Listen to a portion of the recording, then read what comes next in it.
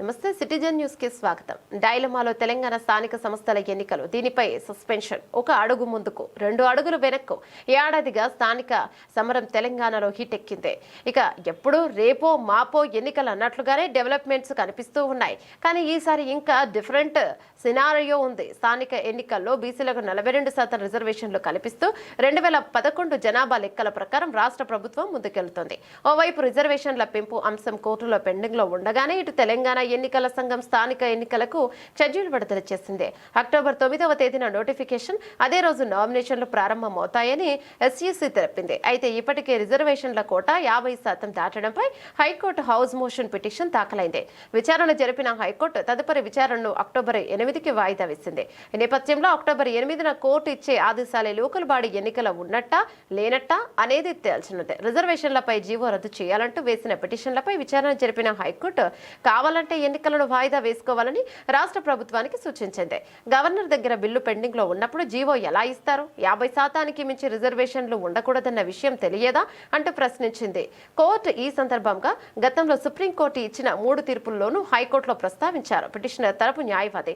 అయితే సెప్టెంబర్ 30 లోపు ఎన్నికలు నిర్వహించాలని కోర్టు ఆదేశించిందన్న విషయాన్ని లేవనెత్తారు అడ్వకేట్ జనరల్. దీంతో అవసరమైతే మరో 2-3 నెలల సమయం కోరుతూ అఫిడవిట్ వేసుకోవాలని సలహా ఇచ్చింది. కోర్టు అలాగే నోటిఫికేషన్ ఎప్పుడు ఇస్తారని ఈసీని హైకోర్టు అడగ్గా ఏ క్షణంలోనైనా నోటిఫికేషన్ ఇస్తామని ఈసీ చెప్పింది. ఒకవేళ ఎన్నికల నోటిఫికేషన్ ఇచ్చినా విచారిస్తామని స్పష్టం చేస్తుంది న్యాయస్థానం. అయితే ఈ కేసులో అక్టోబర్ 8న హైకోర్టు ఇచ్చే ఆదేశాల మీదే లోకల్ బాడీ ఎన్నికల నిర్వహణ ఆధారపడి ఉంటుంది. మహారాష్ట్ర ఎపిసోడ్ను గుర్తు చేస్తున్న ఎక్స్పర్ట్స్ అయితే మహారాష్ట్ర ఎపిసోడ్ను గుర్తు చేస్తున్నారు. లీగల్ ఎక్స్పర్ట్స్ మహారాష్ట్రలో అక్కడి ప్రభుత్వం స్థానిక ఎన్నికల్లో 50% లిమిటెడ్ను దాటి రిజర్వేషన్లు పెంచి ఎన్నికలకు వెళ్ళింది. ఎన్నికలు అయిపోయాయి. స్థానిక ఎన్నికలు కూడా ఫలితాలు వచ్చాయి. ఆ తర్వాత 6 నెలలకు కోర్టు విచారణ చేపట్టి ఎన్నికల్లో గెలిచిన వారి సభ్యత్వాలను కూడా రద్దు చేసింది. మళ్ళీ రిజర్వేషన్ల కోట 50%కి లోబడి ఎన్నికలు పెట్టాలని ఆదేశించింది. న్యాయస్థానం ఆర్డర్స్ ప్రకారం మహారాష్ట్రలో మళ్లీ స్థానిక ఎన్నికలు నిర్వహించాల్సి వచ్చింది. సుప్రీంకోర్టు ఆదేశాల ప్రకారం 50% రిజర్వేషన్ దాటొద్దన్న నిబంధనను అతిక్రమించడానికి వీలేదు. ఈ క్రమంలో తెలంగాణలో కూడా స్థానిక ఎన్నికల్లో బీసీ కోట ఇప్పట్లో సాధ్యం కదన్న టాక్ వినిపిస్తుంది.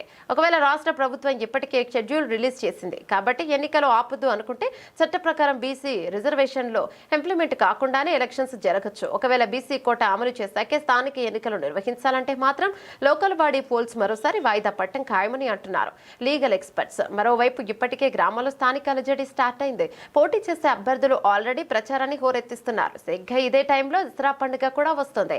దీంతో ఎన్నికల బరిలో నిలవాలనుకునే ఆశావాహులు కూడా కోర్టు టెన్షన్ పెడుతోంది. ఎన్నికలు జరుగుతాయో వాయిదా పడతాయో తెలియదు. ఎన్నికలు జరగవని ఖర్చు పెట్టకుండా ఉంటే వెనకబడిపోయే పరిస్థితి. ఒకవేళ ఓటర్లను మంచిగా చేసుకునేందుకు దసరా సందర్భంగా యాటలు, లిక్కర్ బాటిల్స్ ఇస్తే ఖర్చు తడిసేమో మోపడవడం ఖాయం.